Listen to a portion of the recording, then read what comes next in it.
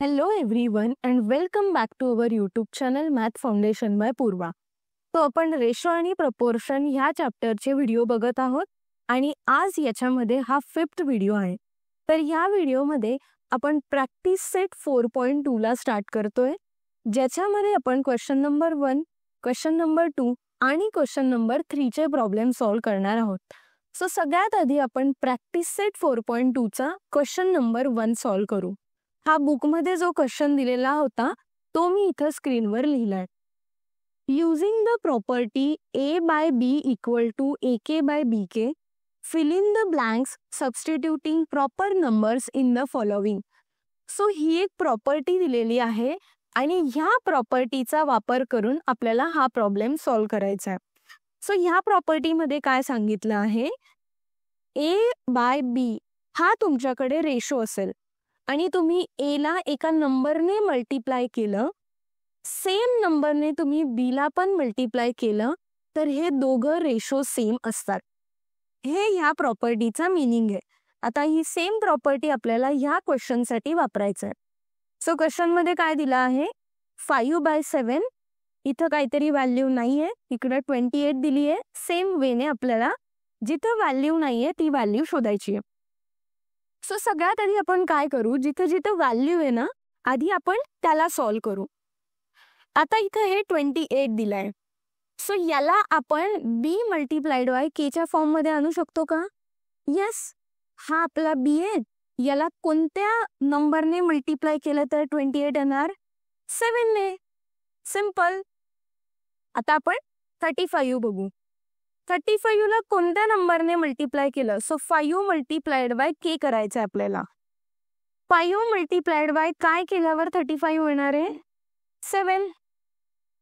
पुढचं आहे 3.5, पण आपल्याला b घ्यावा लागेल. b म्हणजे 7. सो 7 मल्टिप्लाइड बाय काय केल्यावर 3.5 येणार? 0.5. सो 7 मल्टिप्लाइड बाय 0.5 केलं तर 3.5 येतो. सो आता आपल्याला हे तर कळालं आहे की b मल्टिप्लाइड बाय k च्या किंवा a मल्टिप्लाइड बाय k च्या फॉर्म मध्ये हे व्हॅल्यूज आले.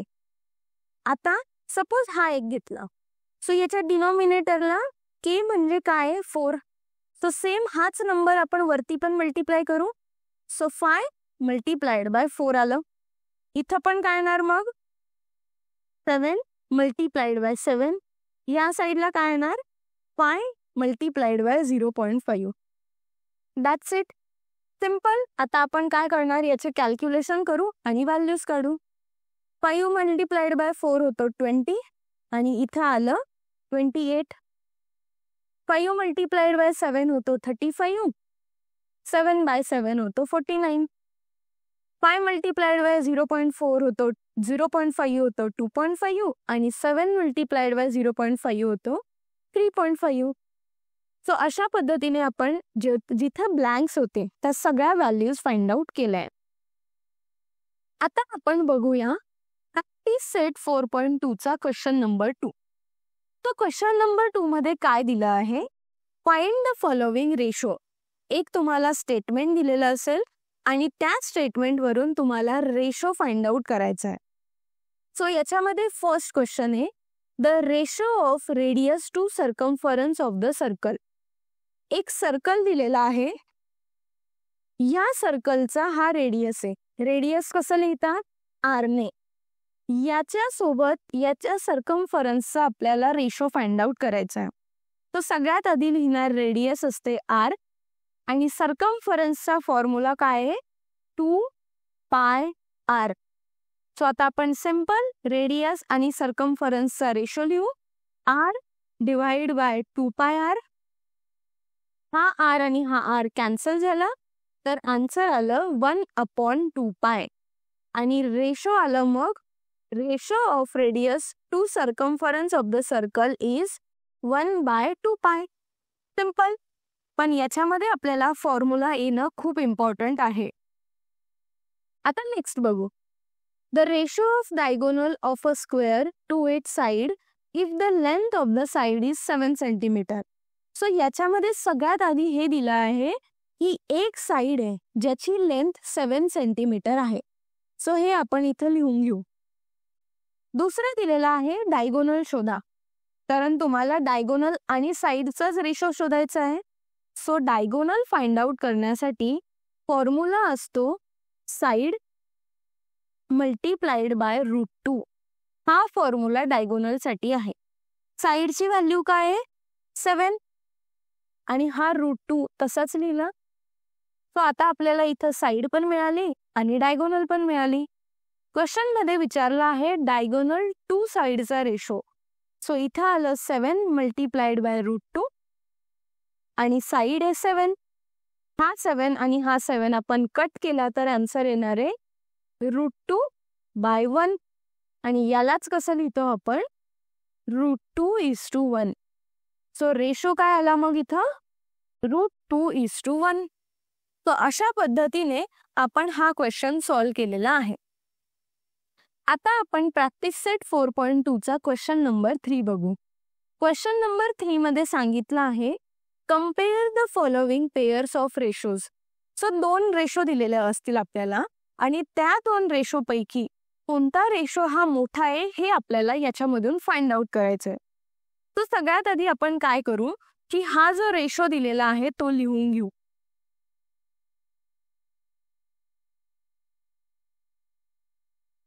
दुसरी गोष्ट याला क्रॉस मल्टीप्लाय करायचंय.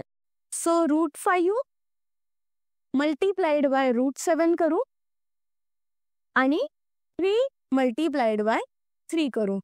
इथपर्यंत काही डाऊट नाही? गुड. आता √5 मल्टीप्लाइड बाय √7 काय येतो √35. कारण दोघं रूट आहे आणि याच्या दोघं नंबर्सला आपण मल्टीप्लाय करतो. 3 मल्टीप्लाइड बाय 3 होतो 9. अजूनही आपल्याला समजत नाहीये की कोणता नंबर मोठा आहे, कारण √35 आपल्याला आन्सर माहिती नाहीये. सो आपण काय करू दोघं साईडला स्क्वेअर करून टाकू. सो इथं आलं √35चा स्क्वेअर आणि इकडं आलं 9चा स्क्वेअर. आता √35चा स्क्वेअर होतो 35 आणि 9चा स्क्वेअर होतो 81. आता मला सांगा की कोणता नंबर मोठा आहे. बघून कळतंय की 81 हा नंबर मोठा आहे. तो ह्या साईडचा नंबर मोठा आला, म्हणून आता आपण हे 2 रेशो परत खाली लिहून घेऊ. √5/3 आणि 3/√7. तो ही साईड मोठी आली आहे. सिंपल. फक्त आपल्याला क्रॉस मल्टिप्लिकेशन करायचं होतं आणि क्रॉस मल्टिप्लिकेशन मध्ये जी साईड मोठी येईल तो रेशो मोठा आहे. अशा पद्धतीने असे प्रॉब्लेम सॉल्व्ह करायचे असतात. सो आपण पुढचा प्रॉब्लेम बघू, ज्याच्यामध्ये 5/18 दिला आहे आणि 17/121 दिले. सेम पद्धत आपण वापरू क्रॉस मल्टिप्लिकेशन. तो इथं काय येणार मग 5 मल्टीप्लाइड बाय 121 आणि ह्या साईडला येणार 17 मल्टीप्लाइड बाय 18. आता 5 मल्टीप्लाइड बाय 121 किती होतं 605 आणि ह्या दोघांचं मल्टिप्लिकेशन केलं तर 306 येतं. आता आपल्याला बघून कळतंय की 605 इज ग्रेटर दॅन 306. सो ही साईड मोठी आली, म्हणून कोणता रेशो मोठा येईल मग या साईडचा. सो आधी आपण रेशो लिहून घेऊ आणि आपण सांगू शकतो की ह्या साईडचा रेशो मोठा आहे. सिंपल.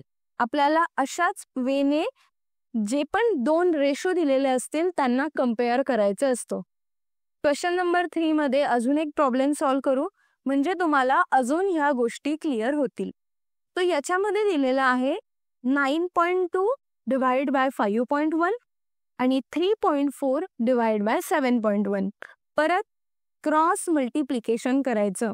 सो 9.2 ला कोणी मल्टिप्लाय करणार 7.1 ने आणि 3.4 ला कशाने मल्टिप्लाय करणार 5.1 ने. आता 9.2 मल्टिप्लाइड बाय 7.1 हे कॅल्क्युलेशन मी ऑलरेडी माझ्या रफ पेजवर करून ठेवलंय. मी तिथून डायरेक्टली लिहिते. सो तुम्हाला जर कॅल्क्युलेशन करायचे असतील तर स्वतः तुम्ही रफ पेजवर करा. डायरेक्टली इथून आन्सर बघून करू नका. सो 9.2 मल्टिप्लाइड बाय 7.1 केलं तर येतं 65.32 आणि 3.4 मल्टिप्लाइड बाय 5.1 केलं तर आन्सर येतं 17.34. आता तुम्ही कम्पेअर करा की 65.32 इज ग्रेटर दॅन 17.34. सो ही साईड मोठी आहे म्हणून आपण म्हणू शकतो की 9.2 by 5.1 is greater than 3.4 by 7.1. Simple, किती सोप्या पद्धती आहे. सो अशा वेने आपण प्रॅक्टिस सेट 4.2 चा क्वेश्चन नंबर 1, क्वेश्चन नंबर 2 आणि क्वेश्चन नंबर 3 सॉल्व केलाय. तुम्हाला हा आजचा व्हिडिओ आवडला असेल तर याला लाईक करा, आपल्या चॅनलला सबस्क्राईब करा आणि तुमच्या फ्रेंड्स सोबत सुद्धा हे व्हिडिओज शेअर करा.